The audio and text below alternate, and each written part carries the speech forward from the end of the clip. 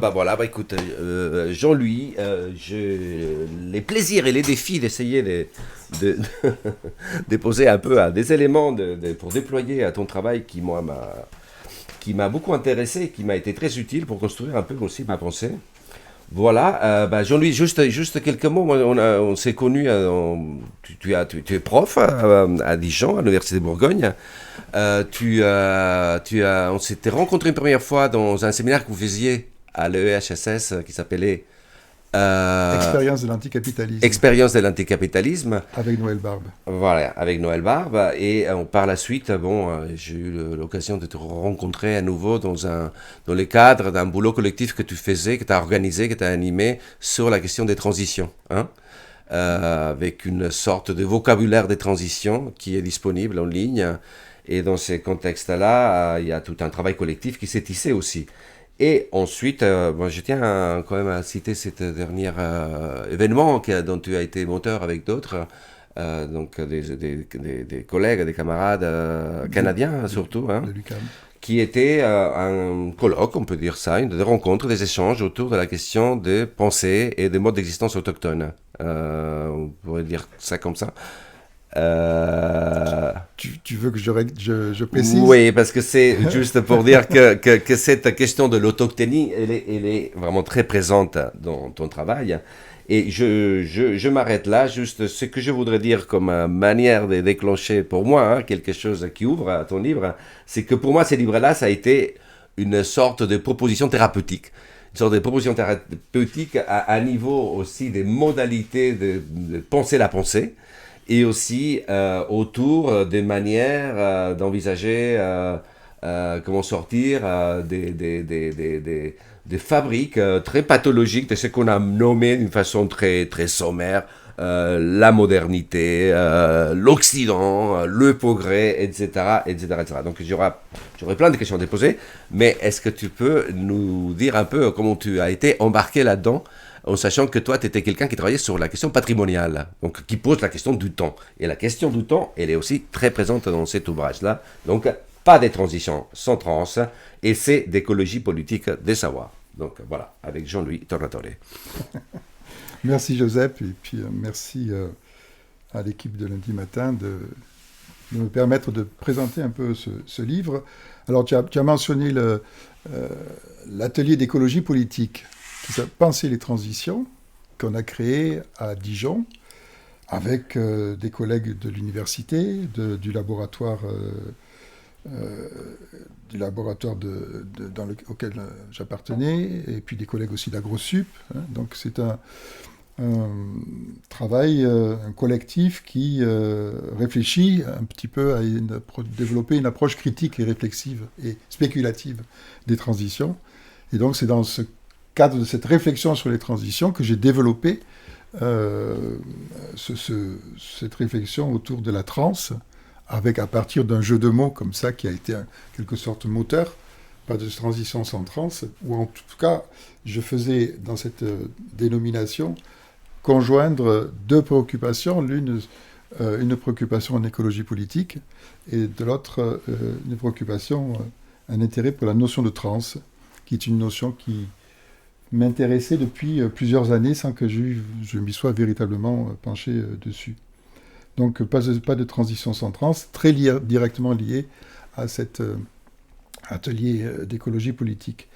La deuxième source, en fait, conjoncturelle, ça a été en 2019 un séjour de 2 mois et demi au Québec, où je me suis en quelque sorte confronté à toutes des courants de recherche autour des phénomènes de résurgence autochtone, de reconnaissance et de résurgence des peuples autochtones, des Premières Nations, qui m'a fait découvrir un peu tout un continent de recherche et de pratique, à la fois en recherche académique, mais aussi au niveau des musées, etc., et qui m'a fait prendre conscience, mesurer du doigt la question décoloniale, davantage que je pouvais le faire auparavant, puisque si on s'en réfère à la doxa hexagonale, il n'y aurait pas de...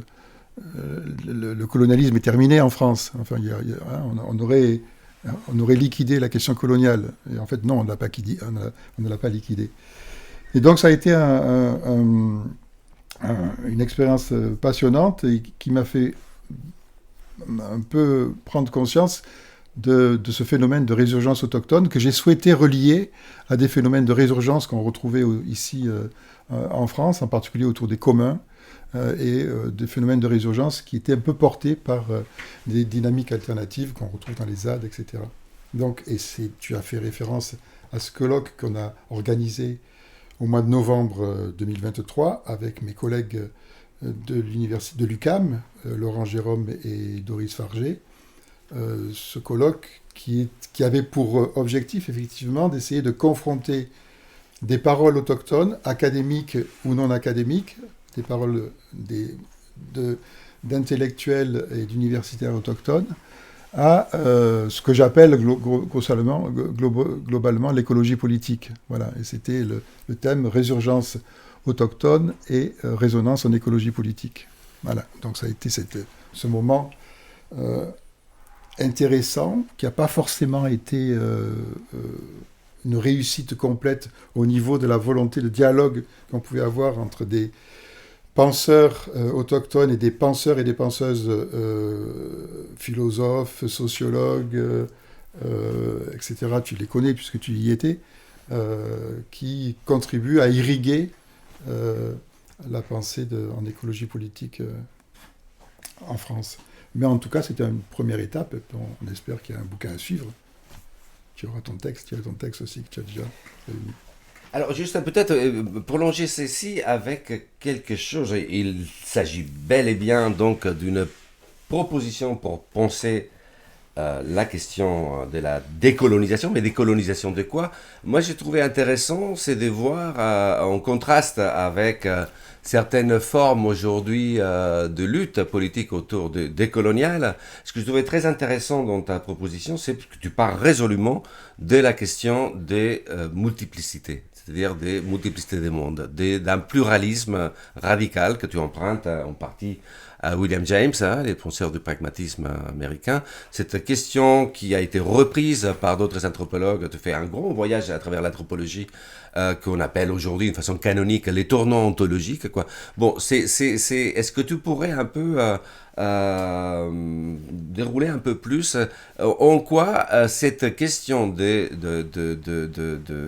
expérience pluraliste, qui s'éloigne d'une logique de représentation, à mon sens, nourrit une pensée décoloniale aujourd'hui qui est riche et qui est ouverte à de nouvelles formes du politique, quoi. Là, c'est un peu massif, mais enfin, j'aimerais un peu que tu nous racontes un peu comment tu es rentré dans cette pensée du multiple, quoi.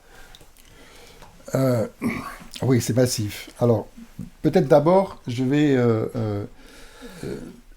présenter les sources, enfin les sources, les manières dont j'ai essayé de composer ce texte qui, dans un sens, est un texte qui m'a échappé, qui s'est construit sans plan, sans planification au départ, de ce point de vue, c'est pas très académique, et qui s'est construit autour de 3 manières d'appréhender la question de la transe. C'est parce que j'ai considéré, d'ailleurs, il y a le titre et le sous-titre, l'écologie politique des savoirs, c'est en quelque sorte l'équivalent de la transe. C'est-à-dire la transe est la manière de nommer une forme d'expression de cette écologie politique des savoirs. Donc les deux se répondent. Alors j'ai abordé la question de la transe à partir de ce que j'ai appelé 3 traditions occidentales. D'une part l'anthropologie, parce que je suis anthropologue. D'autre part, le théâtre, et en particulier le théâtre selon la pensée de Grotowski et de personnes qui ont travaillé dans des perspectives qu'il a ouvertes comme Eugene Barba. Et la troisième, c'est le pragmatisme jamesien. Alors, c'est ces trois traditions intellectuelles et artistiques qui ont, à partir desquelles j'ai développé la question de la transe. Et j'ai vu cette question-là comme une forme d'ouverture, comme une forme de proposition pour essayer de transformatrice du monde aujourd'hui, et cette proposition, elle est bien évidemment pluriverselle, au sens où elle vise à offrir une alternative à notre monde 1, le monde de la modernité, qui est un monde qui est fondé sur des principes d'extractivisme, de domination, etc. Donc j'essaye d'aller petit à petit, parce que finalement, la question décoloniale, la prise à bras-le-corps de la question décoloniale, elle dérive de la capacité que nous pouvons avoir, nous, de nous défaire de formes de pensée, de schémas directeurs, qui sont des schémas qui ont vocation à dominer, qui ont vocation à écraser. Et donc, ces trois traditions, l'anthropologie, le théâtre grotowskien et le pragmatisme, peuvent être considérés comme des lieux d'exploration de la manière dont on peut se défaire de ces schémas. Ça va jusque-là ? Très bien. Alors, ça me fait penser à une chose, immédiatement, c'est lorsque tu parles de la question de la transe, ça nous invite immédiatement à penser à la question des ontologies, quoi, des êtres, quoi. Quels sont les rapports entre les êtres. Et donc, comment on fait de la transe ? Est-ce que tu pourrais nous dire une manière, bon, là, un peu synthétique, sensible, quoi, en quoi la transe nous indique quelque chose de particulièrement utile pour, à mon sens, penser des manières de nous décoloniser aussi nous-mêmes. Et c'est quoi, à ce moment-là, et ça sera une autre question qui suivra, c'est quoi ? C'est nous, à partir duquel qu'on peut convoquer à certains moments ou pas. Mais est-ce que tu pourrais nous dire un peu en quoi la transe, à niveau expérientiel et à niveau épistémique, quoi, nous dit quelque chose de manière de reconfigurer les rapports entre des êtres, quoi. Alors peut-être on va partir d'une certaine manière de considérer la transe. On va prendre une perspective qui est pas du tout dans le bouquin, que j'ai découverte après, qui est assez excessive. C'est les maîtres fous de Jean Rouch. Tu l'as vu, les maîtres fous de Jean Rouch, où on voit des gens qui sont en transe, qui bavent, etc., qui sont en train de raconter il y a une histoire, hein, puisqu'ils interprètent des personnages, le gouverneur, des colons, etc. Et puis après, Jean Rouch nous les montre dans leur vie quotidienne, maçons, etc. Enfin, c'est des gens qui sont dans des métiers très, très manuels, et puis des petits métiers. Ça, c'est pas ça, la transe. Et d'ailleurs, le même Rouch qui invente le concept de ciné-trance, il l'invente à partir d'un film qui s'appelle Tambour d'Avant, où il montre des gens qui sont en transe, mais qui n'ont pas du tout la bave aux lèvres, qui ne sont pas du tout en train de gesticuler, mais qui sont dans des formes de gestuelles, comme ça, tout à fait,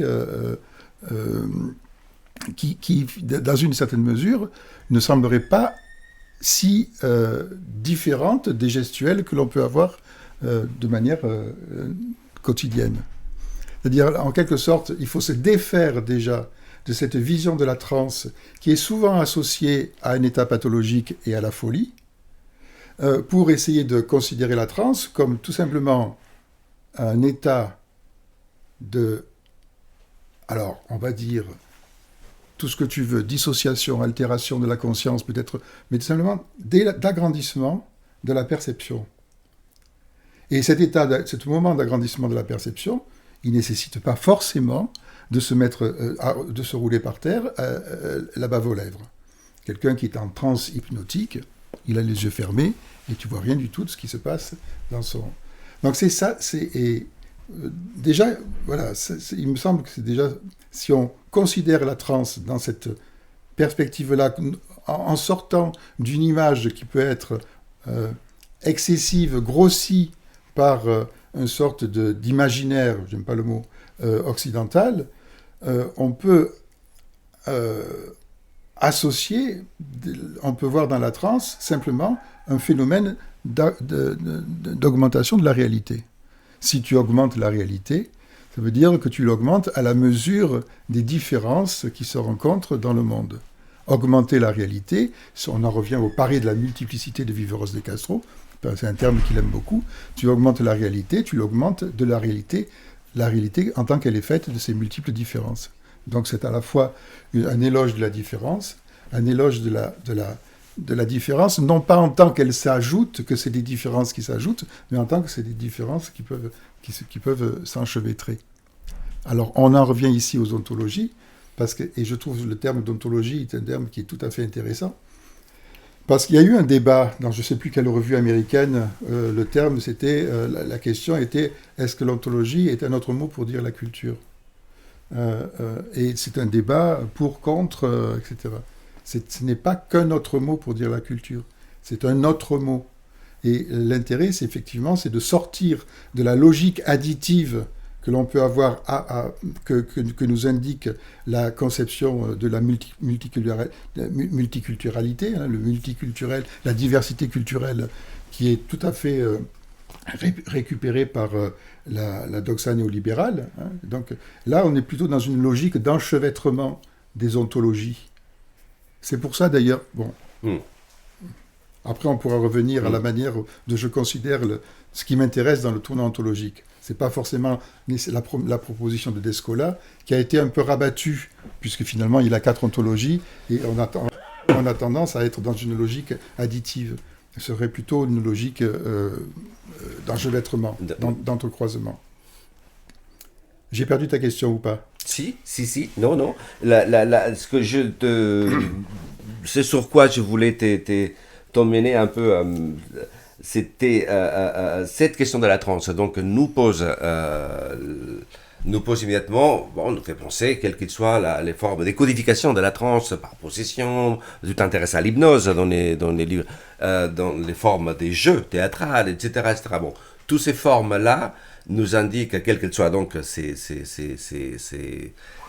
dispositifs techniques, quoi, pour parvenir à des formes d'altération, nous indiquent quelque chose qui est de l'ordre, disons, tu me diras si oui ou non, j'en sais rien, de dissolution d'une certaine clôture de soi.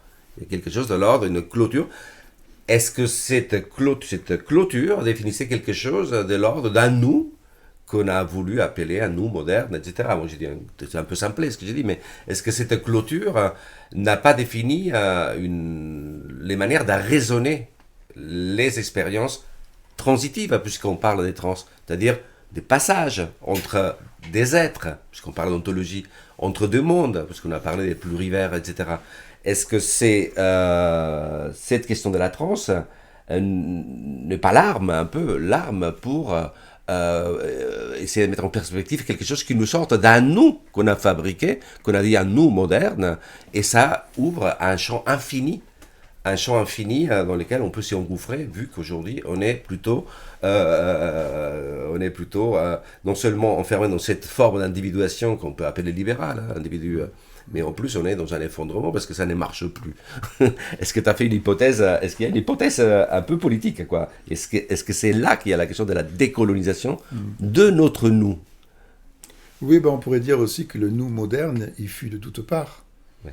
Il est constamment soumis à des forces comme ça qui vont essayer de le casser, de le détruire, en même temps, ce nous, j'aurais peur qu'il se recompose même dans la question pluriverselle. C'est pour ça que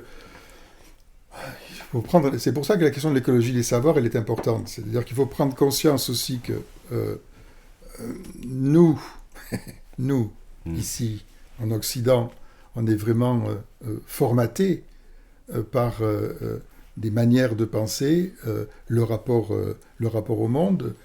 On a beau dire la séparation nature-culture, elle est toujours très opératoire. On ne s'en sort pas si facilement que ça. Et même si on veut convoquer avec nous... Alors là, tu fais une belle critique dans ton livre, petit traité de cosmo-anarchisme. Une belle critique sur la question de la manière dont on va convoquer, essayer de rendre les autres qu'humains des sujets, et non pas les voir dans leurs différences. C'est bien ça qui est important. Donc,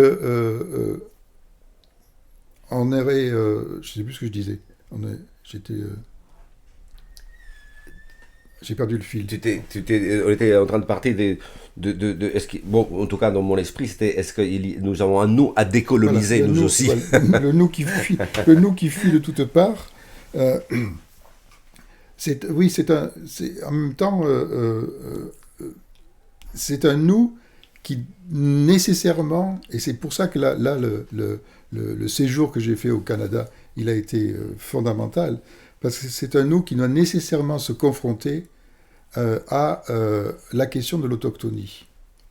Mais non pas au sens de, et ça je fais bien la différence, c'est considérer qu'il y a des gens, des peuples, des collectifs qui sont qui se définissent comme autochtones au sens qu'a défini la reconnaissance, la Convention pour la reconnaissance des peuples autochtones par l'UNESCO. C'est-à-dire c'est vraiment un concept politique. C'est-à-dire ce sont des peuples qui ont été laminés à l'intérieur des États-nations, laminés en tant que peuple ayant leur langue, leurs droits sur des terres ancestrales, etc. Ce sont des peuples qui vivent dans des situations d'invisibilisation et de violence depuis 5 siècles, donc, et qui sont confrontés au fait à la fois d'affirmation d'un être autochtone et d'un devenir autochtone, parce que eux aussi sont confrontés au devenir autochtone, parce qu'il y a on voit bien au Brésil, il y a des peuples autochtones qui ne sont pas définis comme dans une pureté de peuple autochtone, alors qu'ils revendiquent précisément leur autochtonie et revendiquent précisément des droits sur des terres. Hein. Donc il y a des gens qui sont confrontés à l'être autochtone et nous serons confrontés à un devenir autochtone. Et là, moi je pense le moment où il faut faire très attention, c'est que avant de pouvoir dire revendiquer un devenir autochtone. Qu'est-ce que ce serait un devenir autochtone ? C'est toutes ces philosophies, ces ontologies qui circulent dans ce courant, dans ce que j'appelle l'écologie politique, qui sont fondées, on n'a pas 36 mots-clés, hein, 36 mots. Il y a interdépendance, il y a relationnalité, et il y a bien évidemment plurivers. Hein, ce seraient les 3 mots-clés. On serait tous d'accord. Et à partir de là, on serait tous d'accord pour être des autochtones. C'est pas si simple que ça, parce que il me semble que ça doit passer par une reconnaissance des violences faites aux autochtones et de la manière dont nous, on va pouvoir accueillir, nous l'Occident, nous pétris par la philosophie, par une philosophie multisecolaire, etc., on va accueillir des pensées autochtones qui sont radicalement différentes. Et les accueillir dans la différence, c'est ça toute la question. Ça veut dire que si on veut devenir autochtone, il faut avoir déjà pu accueillir pleinement, complètement, au niveau des savoirs, les autochtones eux-mêmes. Et c'est là qu'on en vient à la question, à cette fameuse, qui t'a intéressé, ce fameux discours de Vanessa Watts, oui. à propos des mythes. Est-ce que tu peux un peu les convoquer, un peu, parce que c'est assez étonnant, quoi. Ouais. Ces petits récits qu'elle fait, que tu reprends dans un de tes textes. Je ne sais pas si tu le reprends ici. Si, je le reprends dans ce texte-là, oui, bien sûr, parce que ça a été un véritable choc. C'est-à-dire Vanessa Watts, qui est donc universitaire, Anishinaabe, je crois, et puis Haudenosaunee, et qui développe la notion de lieu pensé. C'est-à-dire qu'effectivement, nous, la pensée autochtone, c'est une pensée qui se lie au lieu. Elle est étroitement configurée par le lieu. Il n'y a pas de pensée sans lieu, donc c'est le lieu pensé. Et ce lieu pensé, il s'ancre aussi dans une série de récits, et des récits que les anthropologues appelleraient des mythes d'origine, et qu'elle appelle des histoires. Et elle raconte 2 histoires, en particulier une histoire, comment la femme ciel tombe sur le dos de la tortue. Le dos de la tortue, c'est la tortue, c'est le nom de l'Amérique du Nord donné par les peuples autochtones. Comme l'Amérique du Sud, c'est Abiyaïla. Et donc, ça c'est une histoire, et elle raconte une deuxième histoire aussi, avec la prophétie des 7 feux, qui est un texte aussi qu'on retrouve beaucoup partagé par les différentes nations canadiennes et nord-américaines. Et elle dit, avant toute chose, si on veut pouvoir discuter, il faut considérer que c'est ce qui s'est passé. C'est-à-dire qu'effectivement, la femme ciel, elle est tombée sur le dos de la tortue. C'est-à-dire il n'y a pas de discussion possible. Si on veut bien s'entendre, et la discussion, elle l'adresse à nous, occidentaux, qui nous trimballons avec derrière nous toute la philosophie, etc., toute une pensée extrêmement riche, et toute une manière de concevoir le réel, toute une manière de distinguer le corps et l'esprit, etc. On a toute notre ontologie naturaliste au sens de l'Escola. Si on veut pouvoir continuer à discuter, il faut prendre en compte ce fait que, effectivement, c'est ce qui s'est passé. Et moi, je trouve ça passionnant. Et ça rejoint la deuxième critique qu'on va retrouver chez une autre intellectuelle, elle est métisse, elle, Zoé Todd. Zoé Todd qui raconte cette histoire qu'elle est toute heureuse d'aller écouter Bruno Latour faire une conférence, une de ces conférences qui a nourri Face à Gaïa. Et elle entend Bruno Latour disserter autour du climat, des forces du climat, et elle est absolument déçue de ne pas l'entendre parler du concept de Sila. Le concept de Sila, qui est un concept qui est partagé par les peuples inuits, qui à la fois définit le climat, l'énergie, etc. Et elle en ressort à la fois déçu, mais en colère. On dit, comment se fait-il que... voilà, il nous emmène avec lui des auteurs qui ont 500 ans, etc., qui développent des concepts à l'intérieur de la sphère occidentale, mais il n'est même pas capable d'accueillir. Alors, c'est pas contre la tour, forcément, parce que la tour, il aurait certainement été ouvert à cette question-là, mais c'est aussi ce discours, finalement, un discours qui serait vu du nous, c'est un nous quand même qui a beau fuir, qui quand même est imposant, qui continue à imposer sa loi, sa rude loi. Mais est-ce que là comment t'échappes à la question, qui est une question qui a été débattue, qui a été posée maintes fois, du fameux relativisme, quoi. De quelle manière? Parce que concrètement, là, lorsque Natasha Watts, c'est ça? Vanessa Watts. Vanessa Watts dit, voilà, on ne peut pas commencer à parler si on ne considère pas que ça a eu lieu. C'est pas une représentation, c'est pas un mythe au sens où ça serait interprété, ça voudrait dire autre chose, etc., etc. Ça a eu lieu, c'est à partir de là qu'on peut parler. Et comment tu penses que comment se situe la question relativiste? C'est-à-dire, bon, finalement, la question de la croyance, quoi. Comment tu débrouilles ça dans cet échange que vous avez eu? Bon, vous croyez, moi aussi je crois, mais il y a quand même la science qui, là, on n'est plus dans la croyance. C'est bon. Comment tu démêles ça dans cet échange avec Vanessa Watts? Je démêle ça au sens où, alors d'une part, ouais, ça peut être de la croyance, oui. Moi je dis avec, et là James a été vraiment très important, c'est une hypothèse vivante. Il faut le prendre comme une hypothèse vivante. Je trouve que c'est une très belle trouvaille, cette notion d'hypothèse vivante. Ça veut dire que c'est une hypothèse qui engage, qui me fait agir, qui a des conséquences. Et donc, effectivement, ça a des conséquences que si la femme ciel tombe sur le dos de la tortue, ça peut avoir des conséquences sur la manière dont je vais considérer ma relation, moi, individu, avec les autres humains. Je veux dire, on le voit bien. Et ce n'est pas des questions du relativisme. C'est la question de pouvoir accepter que la conséquence de certaines énonciations, c'est pas à mettre, et c'est là où c'est intéressant, parce que c'est pas à mettre dans le musée, c'est pas à mettre dans des étagères de livres d'ethnographie, c'est pas de l'ethnographie. Hein, c'est pas de la compilation de curiosités culturelles qui auraient été ramenées par les visiteurs des autres mondes et par les anthropologues.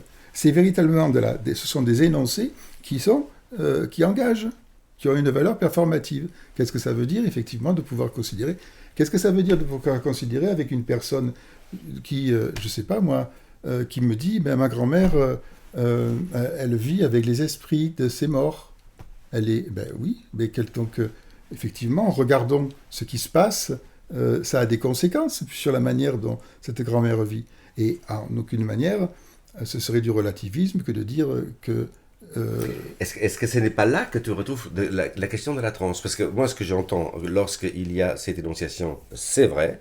Là, quel être tombe sur les de la tortue? La femme ciel. La femme ciel tombe sur les de la tortue. Si je dois partir du fait que c'est vrai, si je veux rentrer en quoi? En échange avec Vanessa Watts, du coup, ça, bon, elle a trouvé d'autres mots aussi pour dire ça, parce qu'à la limite, je peux ne pas accueillir ça. À la limite même, elle peut me dire, mais je n'en ai rien à faire que tu l'accueilles ou pas. Ça a eu lieu. Et sinon, si tu veux parler avec moi, il faut que tu considères que ça a eu lieu. Mais si tu ne veux pas l'accueillir, tu ne l'accueilles pas. Mais par contre, on retrouve un autre mot, lorsqu'il dit, c'est des lieux pensés. Nous avons autochtone, bon, c'est auto, soi-même, on pourrait dire. Tonos, c'est la terre. Bon, là, ça nous fait penser. Là, ça a des conséquences. C'est quoi, comment nous rapportons à des lieux pensés? Parce qu'on est entouré des espaces qui peut-être ne font pas lieu. Et que c'est une obsession aujourd'hui de nouvelles formes du politique de faire réexister des lieux. Et là, du coup, est-ce qu'il n'y a pas quelque chose là? Est-ce que la question de la transe, c'est-à-dire, ça met en suspens quelque chose qui serait de l'ordre de l'interprétation, de la récodification, du document ethnographique et tout ça, parce que ça m'a fait faire des choses à moi, là où je suis, quoi. Est-ce que c'est pas un peu là aussi qu'on retrouve cette question de la transe? Et on y reviendra parce que tu as posé, il y a un moment important dans ton livre où tu parles des dénouements, hein, et ça touche à la question de la connaissance, ça touche à la question de la temporalité, ça touche à la question de la technique, etc. Bon. Mais est-ce que c'est pas là, cette question de la transe, qu'elle réémerge comme continuité quoi, de l'expérience d'interlocution entre deux mondes qui, a priori, ils sont peut-être pas forcément assez accueillir les uns les autres, quoi. Tu vois ce que je veux dire? Est-ce que tout le monde doit s'accueillir les uns les autres, quoi? Non. Moi, ce qui m'intéresse dans le tournant, voilà, on va prendre par là comme ça. Ce qui m'intéresse dans le tournant ontologique, c'est l'affirmation. C'est en quelque sorte, c'est que c'est une perspective qui est radicalement portée par l'affirmation de la différence. Au sens, moi j'en suis convaincu, la différence elle est première. Et la différence, elle est dernière. Ça veut dire qu'on ne va pas aboutir. Et que même si on a le monde commun auquel on va aboutir, c'est un monde qui est pétri de différences. C'est ce qui m'intéresse. Et c'est pour ça que ce que j'ai trouvé dans le tournant ontologique, plutôt du côté anglo-saxon, en particulier par la méthode, ce que j'appelle la méthode TTT, Thinking Through Things. C'est le livre de Sari Vastel, Martin Olbrad, etc. Il y a un troisième, Axel Pedersen. Penser résolument au fond des choses. On se mettons dans la position de l'anthropologue qui est confronté à un énoncé. Ils prennent un exemple, la poudre c'est le pouvoir, ou les bororos sont les araras, ça c'est des énoncés classiques de l'anthropologie. Et il ne s'agit pas de chercher à comprendre ce que...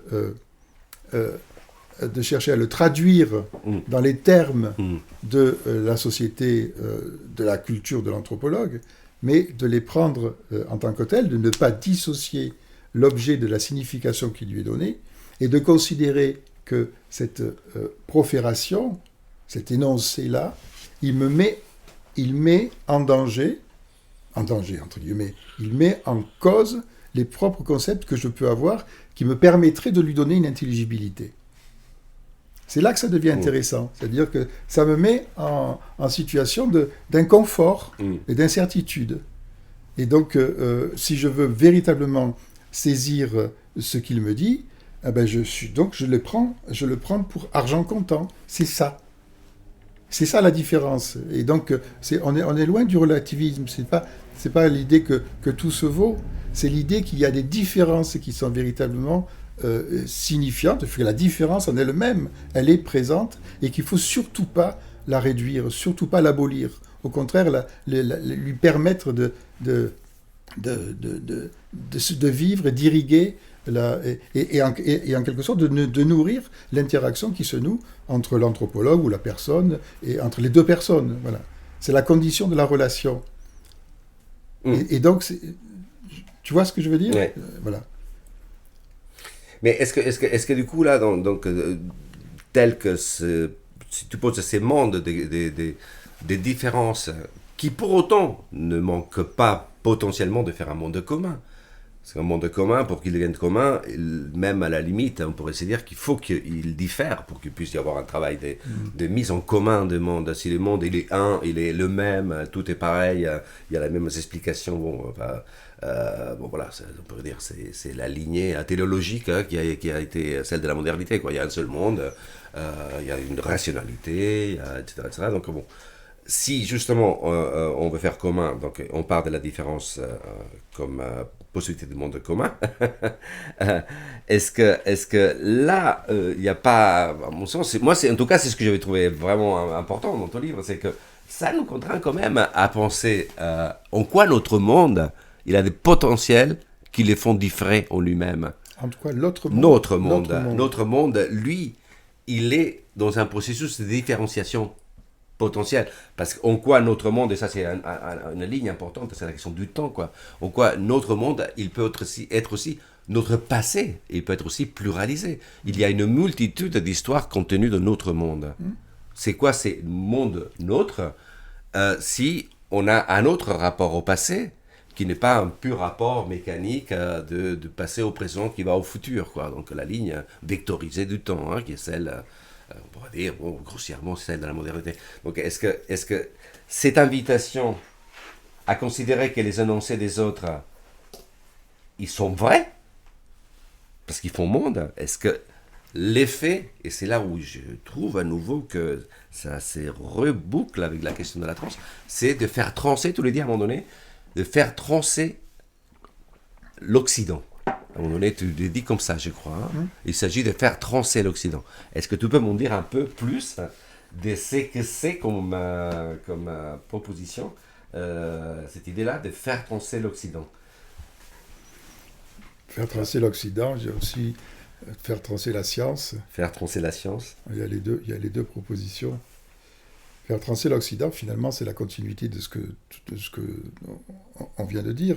C'est la possibilité de revenir sur des formes d'invisibilisation et d'éradication de connaissances et de savoirs qui ont été mis de côté sous couvert de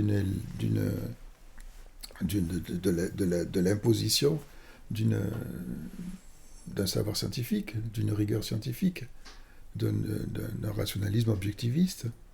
Donc le faire transer l'Occident, c'est faire en sorte que l'Occident, en tout cas en Occident, on puisse accorder un droit de parole à ces différentes formes de savoir. C'est-à-dire, c'est convoquer, faire accepter que la femme ciel tombe sur le dos de la tortue, c'est des choses comme ça. C'est considérer que ces énoncés sont des énoncés qui ont leur performativité et qui ont leur efficace aussi, dans une certaine mesure. Il ne s'agit pas de... Et c'est là où intervient la notion d'écologie des savoirs. L'écologie des savoirs, c'est considérer qu'il n'y a pas une monoculture du savoir scientifique, et que, parce que bien évidemment, la culture, le savoir scientifique, s'est construit comme monoculture dans tout ce processus d'imposition de la modernité. C'est considéré qu'il n'y a pas une monoculture de savoir scientifique, mais qu'il y a des complémentarités qui sont à trouver. Tout bêtement, des complémentarités, lorsque, par exemple, on voit des chamans qui sont en Mongolie, par exemple, où il y a eu, après qui ont été interdits sous la période soviétique, qui après ont pu à nouveau exercer, qui interagissent avec des médecins.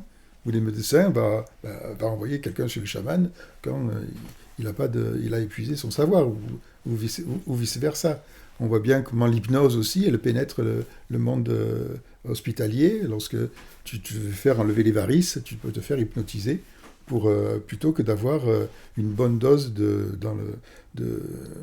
d'anesthésiant, qui souvent c'est des produits souvent un peu un peu violent, quoi. Mm.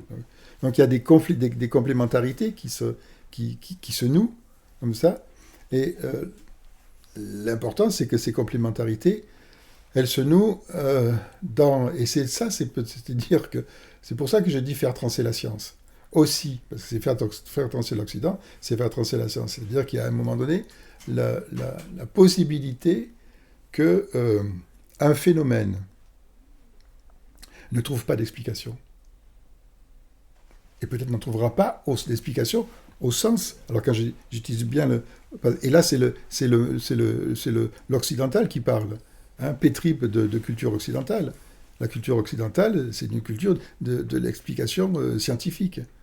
Et j'ai trouvé ça chez James tout à fait passionnant. William James, on voit bien, tu as pris le bouquin de Romain Mollard, qui est vraiment une très belle biographie, qui nous montre James en train de faire des expériences de protoxyde d'azote, etc., spirit aussi, bien évidemment, et qui quand même dit, à un moment donné, finalement, il y a deux solutions, soit dans 100 ans, la science aura la réponse sur ces phénomènes-là, qu'il a passé 20 ans à étudier, sans avancer de iota. Hein, c'est ça on n'a pas avancé du tout dans l'explication de ce qui se passe. Et soit la science sera capable, soit elle ne le sera pas. Et moi, je trouve que faire trancher la science, c'est à un moment donné que la science puisse accepter qu'il n'y a pas d'explication possible, ce qui n'empêche pas qu'il n'y ait pas une intelligibilité du phénomène.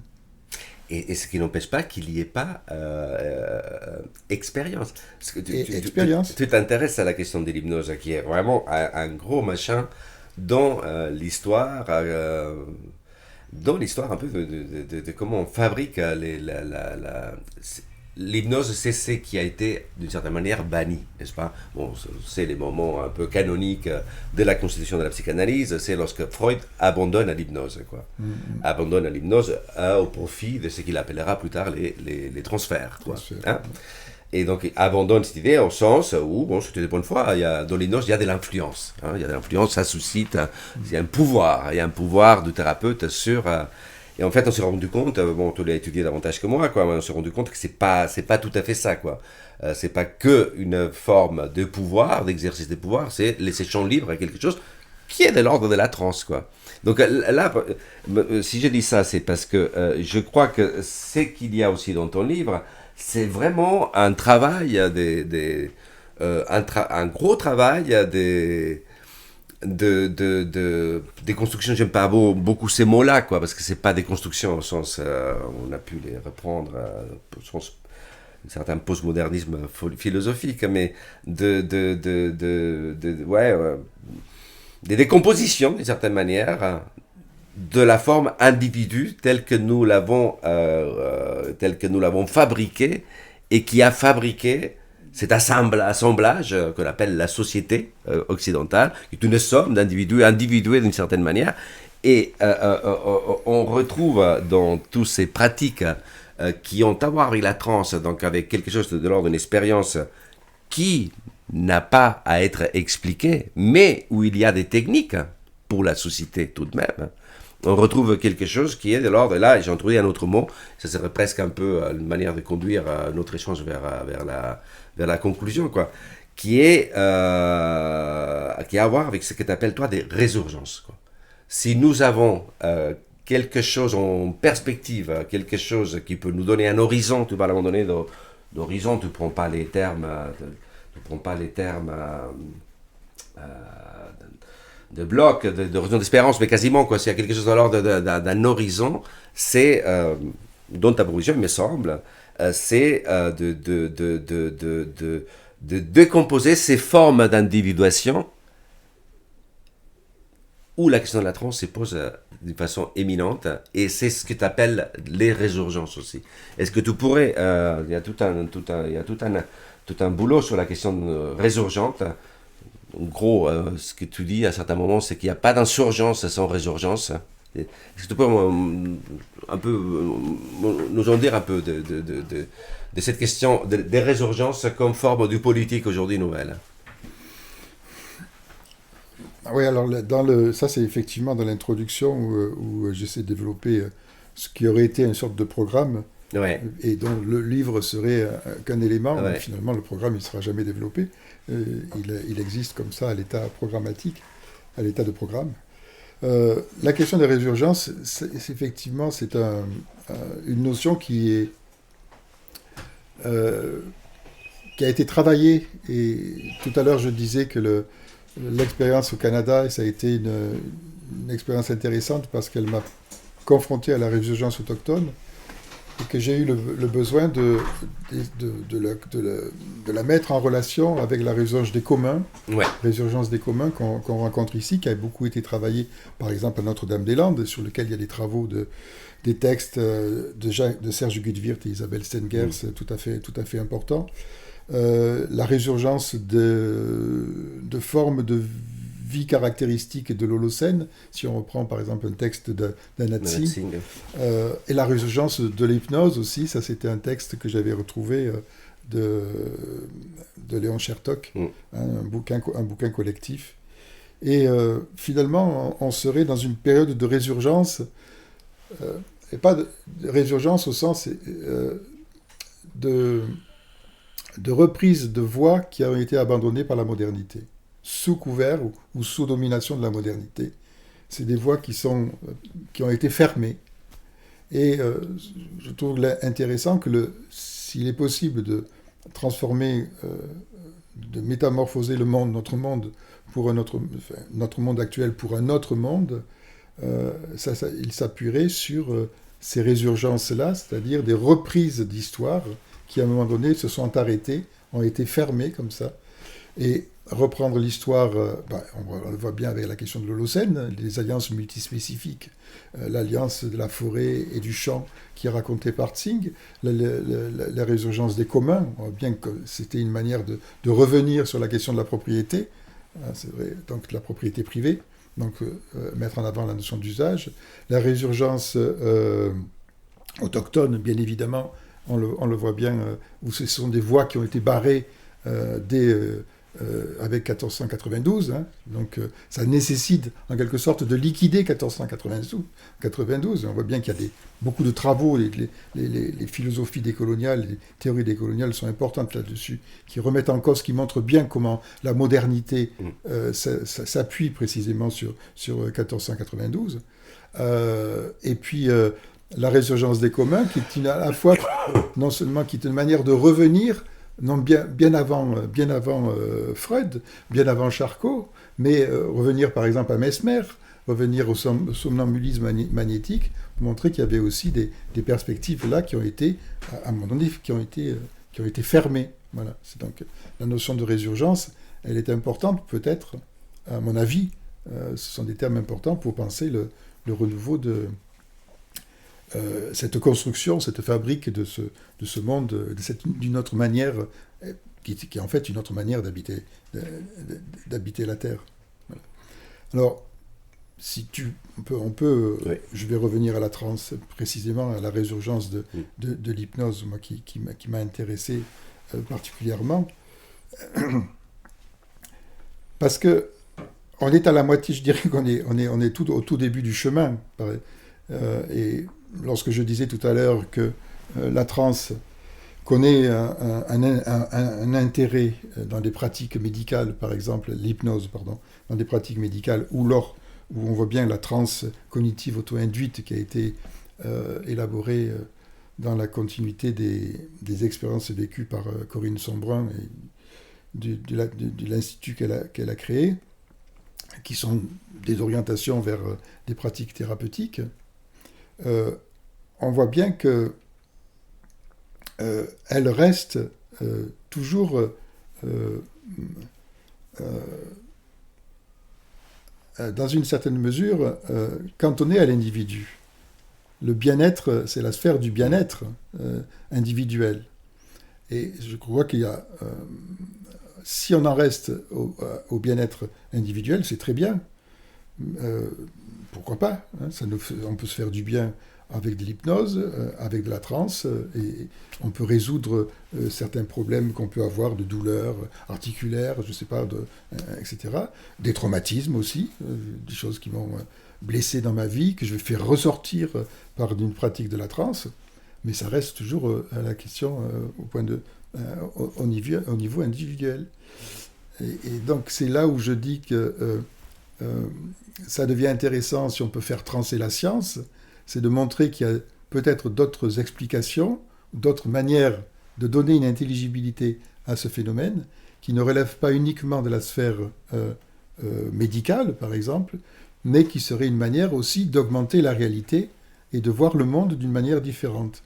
Et là, pour le coup, est-ce qu'il est possible d'accueillir ce que j'appelle d'accueillir des extériorités, c'est-à-dire penser le monde, non pas en tant qu'il serait définitivement séparé, cloisonné entre le visible et l'invisible, etc., sur des séparations comme ça, qui feraient et qui auraient pour des décloisonnements qui nous permettraient, en quelque sorte, de nous ouvrir sur une réalité, de nous ouvrir sur... Et là, ça va rejoindre la critique que tu fais du sujet, sur des productions de subjectivité qui seraient appuyées non pas sur... qui ne seraient pas, en quelque sorte, closes, fermées sur elles-mêmes, mais qui seraient entièrement nouées dans des relations. Parce que si tu prends par exemple, et ça c'est un chapitre que je me suis intéressé, qui m'a beaucoup intéressé, enfin, dans lequel je me suis penché sur une question qui m'a beaucoup intéressé, c'est la question de l'imagination. Il y a deux textes que j'ai essayé de mettre en regard. C'est un bouquin, d'une part le bouquin de Charles Stefanov sur le voyage dans l'invisible, sur l'expérience du chamanisme en Sibérie, qui est un bouquin tout à fait remarquable, et qui essaie de développer l'hypothèse que ce qui se passe, c'est des phénomènes d'imagination, l'imagination étant idéomotrice, c'est des images non sensorielles qui auraient des propriétés idéomotrices. Et je trouvais qu'il y avait beaucoup de résonance dans le discours de Stepanov avec la manière dont François Roustan, qui est un des grands hypnothérapeute, quelqu'un, tu le connais, psychanalyste défroqué, ouais, qui va remettre théoricien de la science, de l'hypnose, et hypnothérapeute qui a écrit un bouquin qui est formidable, qui s'appelle « Qu'est-ce que l'hypnose ?», dans lequel il fait bien l'opposition, il montre bien que l'hypnose, en quelque sorte, ce serait l'imagination, ce serait l'autre nom de l'hypnose. L'imagination, alors c'est pas ce qu'il appelle la foldologie, c'est pas ce qui nous donne des hallucinations, mais c'est ce qu'il appelle l'imagination force, l'imagination qui nous permet effectivement de faire des connexions, de montrer de nous ouvrir des perspectives auxquelles on n'a pas accès alors qu'on est en état de veille. Lorsqu'on est en état de veille, on est... c'est cette différence qui fait, on a une perception hiérarchisée du monde, en état de veille généralisée, d'hypnose, on a une perception non hiérarchisée des choses, et donc ça nous permet de s'ouvrir, de faire des connexions, etc., et de résoudre peut-être certains problèmes. Moi, ce qui m'intéresse beaucoup dans cette perspective, c'est qu'effectivement, ça nous donne une autre vision de l'imagination, mais ça clôt toujours l'expérience autour de la personne, qui se trouve confronté en tant que sujet social, comme tu dis, et qui est totalement fermé sur lui-même.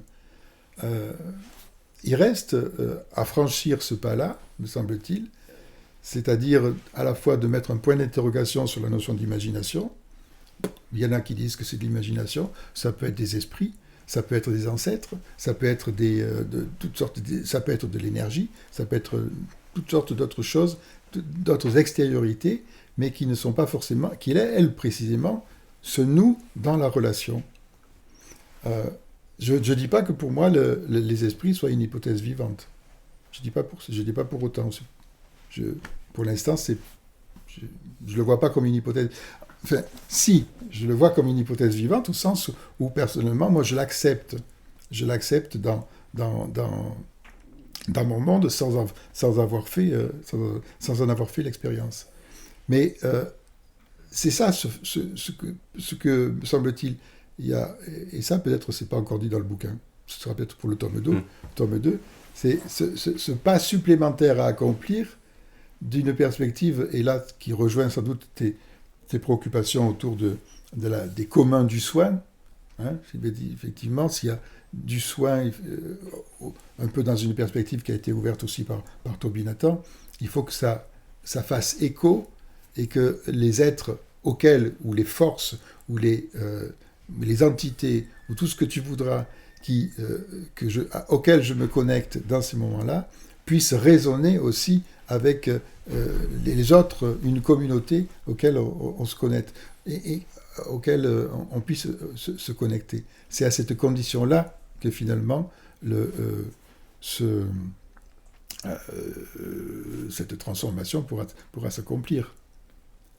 J'ai été clair là-dessus ? C'est à mon avis clair, et c'est une manière, je pense, d'arriver à la fin. Hein. Je ne sais pas ce que tu en penseras, mais en t'entendant, je me dis, on retrouve là, il y a quelque chose, c'est ce que j'aime dans ton livre, même si c'est pas un même si de réticence, au contraire, c'est une sorte de chapitrage du livre assez singulier, au sens où il y a des chapitres de 6 pages, je crois, il y en a d'autres qui prennent beaucoup plus de place. Bon, tu as voulu casser un peu les parcours là qui fait que chaque livre est un peu une spirale quoi, d'une certaine manière. Bon, moi ça me plaît beaucoup, mais et dans ce sens-là, je trouve que là avec ton propos, on retrouve un aspect qui est pour moi très important. Je sais pas ce que tu en penseras. C'est que si on prête vraiment attention à partir de la question de la transe, dans la question forme des transitions de l'expérience qui ne sont pas à expliquer, mais qui sont à expérimenter, là on retrouve quelque chose qui est une arme, je pense, une arme pour cette époque des désastres, qui est une pluralisation vraiment du temps. Une pluralisation du temps. Pourquoi ? Et tu me diras un peu, mais pour moi, parce que ça nous contraint, c'est la question de résurgence aussi, ça nous contraint à faire exister à nouveau tout un tas d'expériences, elles, qui font du passé quelque chose d'à nouveau de vivant. Qui font du passé quelque chose de vivant. Et qui nous permettent de sortir de ce que tu convoques aussi à un moment donné, en prenant les travaux d'Hartog et de Jérôme Bachet, qui nous permettent de sortir de ce fatal présentisme en plein effondrement dans lequel nous sommes, quoi. Bon, voilà, je ne sais pas si tu voulais ajouter quelque chose à ça. Est-ce que ça te semble... pour moi, dans ce sens-là, ce livre-là est une arme. Merci pour l'appréciation, parce que, bon, c'est peut-être un peu fort le terme. Il y a 2 mots que je vais retenir là, dans ce que tu viens de dire. C'est le mot expérience. Effectivement, la dimension expérientielle, elle est, même si elle n'est pas centrale, mais elle est importante. C'est vrai que la notion d'expérience au sens de Dewey m'avait beaucoup intéressé. J'ai dit à un moment donné, je le dis au début, que finalement ce bouquin, j'ai fait l'expérience d'une idée. C'est pas un bouquin d'anthropologie au sens classique où j'ai fait un terrain anthropologique, même si effectivement j'ai fait du terrain, puisque j'ai fait je suis allé voir un hypnothérapeute, je me suis formé à la transcognitive auto-induite, on peut considérer que c'est du terrain, mais en même temps je l'ai pris pour moi, et ça fait aussi du bien, voilà. Donc faire l'expérience d'une idée, et le deuxième terme, oui, c'est la question. Alors ça, c'est un des dénouements que j'ai envisagé. Voilà, les dénouements.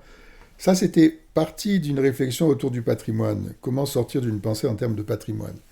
Quelle est la structure de signification du patrimoine ? Et finalement, je me suis dit que cette idée-là, elle pouvait se déployer aussi sur notre monde environnant, dans la mesure en plus où le patrimoine est vraiment l'expression du monde 1, on va dire comme ça, pour dire rapidement. La structure de signification, suppose des dénouements, c'est-à-dire de dénouer, à la fois de défaire des relations, et en même temps, ces dénouements, c'est la marque de la fin d'une histoire pour essayer de recomposer une autre histoire. Il y avait le dénouement juridique, j'en ai parlé tout à l'heure, effectivement, avec la résurgence des communs. il y avait le dénouement politique. Alors là, pour reprendre une notion que tu as abordée tout à l'heure sur la question de la représentation, sortir de la représentation, on voit bien que à quoi elle nous amène, pour être plutôt dans une perspective de la polyphonie, et prendre la parole. Et ça, c'est, de la participation, tout à fait. De la participation, oui. Dénouement politique, le dénouement cognitif, finalement, c'est le bouquin en lui-même qui est l'exposé de ce dénouement cognitif. Il y a le dénouement technique, qui est aussi la question de la technologie qui est centrale aujourd'hui, mais bon, sur lequel on pourrait parler des heures. Comment essayer de sortir d'une fatale abstraction de la technique, comment essayer de resituer la technique, de l'indexer sur des situations, sur des lieux, sur des cosmologies, sur des ontologies, etc. Et sur des onto-épistémologies, pour parler comme Escobar. Et le dénouement temporel qui finalement est c'est tout l'aboutissement de ma réflexion sur le patrimoine, puisque réfléchir sur le patrimoine, c'était réfléchir sur la manière dont on vit le temps. Et le travail, la question, le patrimoine consiste à neutraliser le passé. Or, précisément, comment faire en sorte, et là c'est la condition même de la possibilité que puisse faire résurgence des passés qui ont été laminés, et c'est d'assurer la présence des passés dans le présent en tant qu'ils seraient vivants. Donc effectivement, le temps linéaire, le temps de la modernité, c'est un temps qui a construit des musées et qui élabore des politiques du patrimoine. Contre ce temps linéaire des musées ou du patrimoine, on peut essayer de penser un autre temps, d'autres manières de penser le temps. Alors on a différentes figures du temps, il y a le temps circulaire. Mais moi j'aime bien cette idée, la perspective qu'on retrouve pas mal aussi dans des ontologies autochtones, hein, c'est le temps plié. Le temps plié, ou c'est-à-dire même, je crois que j'ai même dû lire ça chez Latour, hein, me semble-t-il, en tout cas où le passé, le présent et le futur se rabattent comme ça, et il y a des... cette question du temps, elle a été très importante, je crois, et effectivement,